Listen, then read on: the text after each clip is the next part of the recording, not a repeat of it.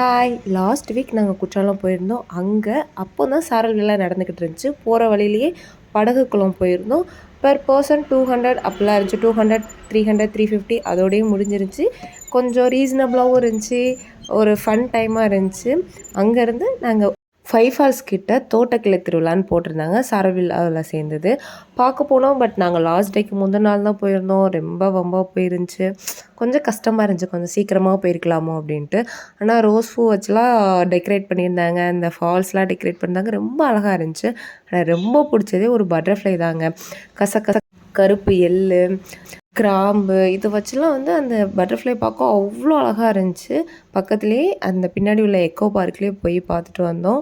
அன்னைக்குன்னு பார்த்து ஃபால்ஸில் குளிக்க விடலை. 5 ஃபால்ஸில் செம்ம தண்ணி.